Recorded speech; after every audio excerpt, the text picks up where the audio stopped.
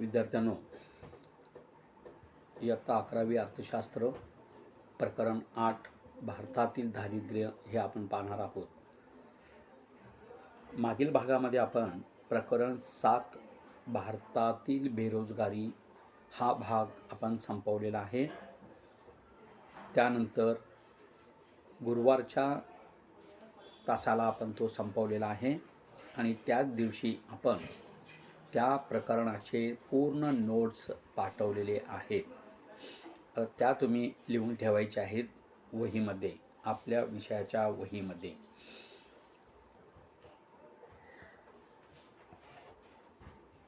भारतातील दारिद्र्य या संदर्भात आपण चर्चा करत असताना तुमच्याकडे जर पुस्तक असेल, पुस्तकात पान क्रमांक 50वर तो टॉपिक दाखवलेला आहे आणि त्या टॉपिकवर एक आकृती म्हणजे चित्रसुद्धा आहे.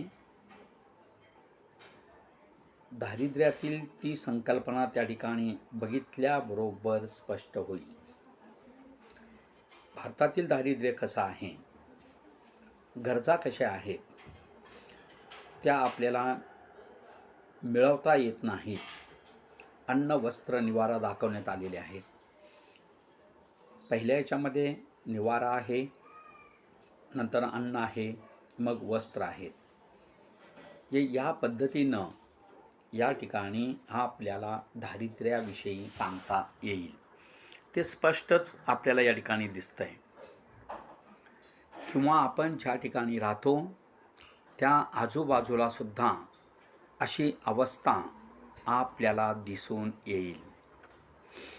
अनेक विद्यार्थी अनेक भागामध्ये राहतात. काही विद्यार्थ्यांमध्ये सुद्धा अशी अवस्था आढळून येऊ शकते. पण याच्यातून आपण बाहेर पडणं महत्त्वाचं आहे. तर या ठिकाणी दारिद्र्य यावर एक पुस्तक एका लेखकाने लिहिलेलं आहे. ते दारिद्र्य म्हणून जे आहे नुसतं शब्द, ते भारतातील दारिद्र्याविषयी आहे. ते फोटो बघा. भारतातील म्हणजे भारताचा नकाशा या ठिकाणी दाखवण्यात आलेला आहे. बघा या ठिकाणी. आणि त्या नकाशामध्ये या दारिद्र्य लोकांना दाखवण्यात आलेलं आहे. समोरचं चित्र बघा, मन येळवटून टाकणारा आहे. म्हणून या ठिकाणी दारिद्र्याची परिस्थिती कशी आहे नेमकी, शासन स्तरावरती कसे प्रयत्न केले जातात या दारिद्र्याला त्या ठिकाणी संपवण्यासाठी, त्याचं निर्मूलन करण्यासाठी दारिद्र्य ही संकल्पना समजावून घेणं महत्त्वाचं आहे. म्हणून हे चित्र तुम्ही जर व्यवस्थित पाहिलात तर या चित्रामध्ये अनेक लोक, लहान मुलंसुद्धा या ठिकाणी दिसत आहेत. आणि असं हे चित्र आहे की त्यांना त्या ठिकाणी पाहिल्यानंतर, त्यांच्या राहणीमानाकडे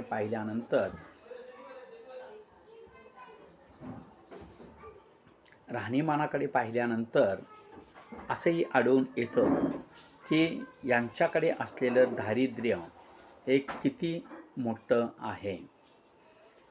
राहणीमान बघा. शरीरयष्टीकडे जर बघितलं तर यावरून आपल्याला लक्षात येऊ शकेल. म्हणजे इतकी भयानक अवस्था आहे. आणि आपल्या देशासमोर दारिद्र्य ही जी समस्या आहे, हा जो विषय आहे, हा विषय भयानक स्वरूप धारण केलेला आहे. आणखीन काही स्लाईड आपण या ठिकाणी दाखवू शकतो. पुस्तकातील हे चित्र आहे बघा. रस्त्याच्या कडेला बसलेले आहेत. त्यांच्या मनामध्ये काही कल्पना आलेल्या आहेत. त्यांच्या गरजा आहेत, त्या गरजांची पूर्तताही होऊ शकत नाही. थोडंसं मोठं केल्यानंतर सुद्धा आपल्याला या ठिकाणी ते समजून घेता येईल. पहा या ठिकाणी कशी अवस्था आहे. दुसरं सुद्धा चित्र या ठिकाणी आहे याच स्लाईडमध्ये. असंच एक अशोक गुप्ता म्हणून दारिद्र्य यावर त्या ठिकाणी एक पुस्तक लिहिलेलं आहे. त्या पुस्तकाच्या मुखपृष्ठावर जी व्यक्ती दाखवण्यात आलेली आहे ती एक भारतीय व्यक्ती आहे. त्याच्याकडे पाहिल्यानंतर दारिद्र्याची भयानकता कशी असेल हे समजून घेता येईल. इकडे सुद्धा पहा, लहान मूल आहे. त्या लहान मुलावर जर आपण लक्ष दिलं तर कपडेसुद्धा पुरेसे नाहीत. किमान वस्त्र आवश्यक असतात. त्या मुलाकडे पाहिल्यानंतर ते वस्त्रसुद्धा त्यांना मिळत नाहीत, हे यावरून दिसतं. म्हणून सरकार दारिद्र्य निर्मूलनासाठी प्रयत्नशील आहे. मग असं हे जे दारिद्र्य आहे ते कधी संपेल? किती उपाययोजना या ठिकाणी कराव्या लागतील? प्रत्येक वेळेला सरकार या ठिकाणी दारिद्र्याची अवस्था जी आहे ती संपुष्टात आणण्यासाठी प्रयत्न करत असतो. म्हणून पहिल्यांदा आपल्याला या ठिकाणी हे जे चित्र आहे तुम्हाला पाहिल्यानंतर लक्षात येईल. शिकवण्याच्या अगोदरच विद्यार्थ्यांनी अवश्य हा यूट्यूबचा व्हिडिओ पाहावा, आडवा करून पाहावा, म्हणजे जेणेकरून तुम्हाला व्यवस्थित हे चित्र पाहता येईल. आता आपण पुढच्या स्लाईडकडे पाहूया. भारतातील दारिद्र्य या प्रकरणात आपण काय पाहणार आहोत? कोणकोणत्या गोष्टी आपण विचारात घेणार आहोत? जसं यापूर्वीच्या प्रकरणात सुद्धा आपण या प्रकरणामध्ये काय पाहणार आहोत याचं विश्लेषण दिलेलं आहे. म्हणजे जेणेकरून आपल्याला त्या ठिकाणी कळेल की या प्रकरणात आपल्याला काय काय पाहायला मिळेल, ऐकायला मिळेल. म्हणून या ठिकाणी अशा पद्धतीने स्लाईड तयार केले जात असतात. यामध्ये आपण काय पाहणार आहोत? पहिल्यांदा या ठिकाणी प्रस्तावना आहे. प्रस्तावनेमध्ये मोठी चर्चासुद्धा आहे. भारतीय अर्थव्यवस्था जी आहे या अर्थव्यवस्थेसमोर एक प्रमुख आव्हान या ठिकाणी दारिद्र्य म्हणून दिसतंय. सगळ्यात महत्त्वाची ही समस्या आहे. एक प्रमुख समस्या म्हणून आपण म्हणायला हरकत नाही. कारण कोणत्या ना कोणत्या मार्गातून दारिद्र्याची ही अवस्था आलेली असते. ज्या त्या वेळेला ज्या त्या ठिकाणी रोखणं महत्त्वाचं असतं. परंतु या ठिकाणी दारिद्र्य जे आहे ते दारिद्र्य असंच काही संपुष्टात येईल असं तरी दिसत नाही. ते लोकांनीसुद्धा प्रयत्न करणं गरजेचं आहे. बेकारी कमी व्हायला पाहिजे. लोकसंख्येवरती नियंत्रण आलं पाहिजे. शिक्षणाचा प्रसार व्हायला पाहिजे. साक्षरता वाढणं हे महत्त्वाचं आहे. देशामध्ये उद्योगधंदे वाढले पाहिजेत. रोजगार वाढायला पाहिजे. नोकरी ही संकल्पना न मानता एखादा उद्योग रोजगार त्या ठिकाणी स्वीकारल्यास तर दारिद्र्याचा हा प्रश्न असंच संपुष्टात येऊ शकतो, हे या ठिकाणी सांगण्यासारखं आहे. या प्रकरणामध्ये प्रस्तावना आहे. दारिद्र्याचा आपण अर्थ सांगणार आहोत. बहुआयामी दारिद्र्याची संकल्पनासुद्धा आपण विचारात घेणार आहोत. दारिद्र्याची संकल्पना कशी आहे ते आपण पाहणार आहोत. दारिद्र्याची संकल्पना ही 2 भागामध्ये विभागलेली आहे. त्याच्या 2 प्रमुख संकल्पना आहेत. एक संकल्पना आहे निरपेक्ष दारिद्र्य आणि दुसरा आहे सापेक्ष दारिद्र्य. पूर्वी याला प्रकार असंही म्हटलं जायचं. परंतु ह्या संकल्पना आहेत. या संकल्पना वेगवेगळ्या पद्धतीने आपण समजावून घेणार आहोत. म्हणून हा प्रकरण अतिशय महत्त्वाचं आहे. दारिद्र्याची संकल्पना यामध्ये प्रमुख 2 संकल्पना, एक निरपेक्ष आणि दुसरा सापेक्ष ही संकल्पना आहे. त्यानंतर यामध्ये दारिद्र्य रेषा ही एक संकल्पना आहे. यामध्ये सांगत असताना दारिद्र्य रेषेवरील आणि रेषेखालील ही संकल्पना अतिशय महत्त्वाची मानली जाते. त्याचे काही प्रमुख उद्देश सुद्धा आहेत.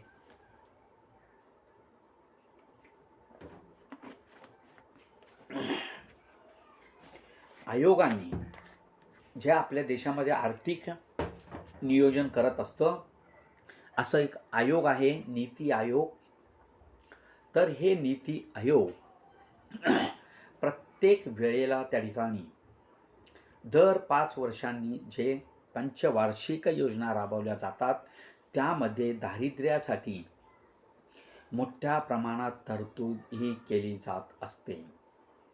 त्यामागे लोकसंख्येचा सुद्धा उद्देश असतो आणि बेरोजगारीचा प्रश्न सुद्धा त्यामागे उद्देश म्हणून असतो. त्यामध्ये प्रामुख्याने दारिद्र्य रेषेच्या वर APL आणि दारिद्र्य रेषेच्या खाली BPL. आता B आणि A हे केसरी आणि पिवळा असं हे रेशन कार्ड आहेत आपल्या महाराष्ट्रामध्ये. पिवळा रेशन कार्ड हे दारिद्र्य रेषेखालील आहे आणि केसरी हे दारिद्र्य रेषेवरील आहे. म्हणून या ठिकाणी दारिद्र्य रेषेच्या खाली असणारी जी लोकसंख्या आहे, ती लोकसंख्या यामध्ये विचारात घेतला जातो. अनेक कुटुंबे आहेत, त्या अनेक कुटुंबाचा उपभोगावरील जो खर्च आहे तो सुद्धा यामध्ये विचारात घेतला जातो. वेगवेगळ्या प्रदेशांची सुद्धा तुलना केली जाते. वेळोवेळी गरजेनुसार त्याची माहिती सुद्धा गोळा केली जात असते. एखादा रोजगाराच्या संदर्भात किंवा दारिद्र्याच्या संदर्भात धोरणात्मक निर्णय घेणार असतील तर अशा वेळेला त्यामध्ये बदल हा केला जाऊ शकतो. मग त्याचे उद्देश त्यामध्ये स्पष्ट होत असतात.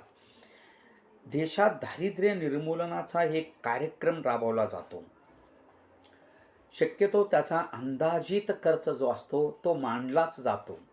कधी कधी त्या अंदाजित खर्चापेक्षा जास्तही होऊ शकतं किंवा कमी सुद्धा होऊ शकतो.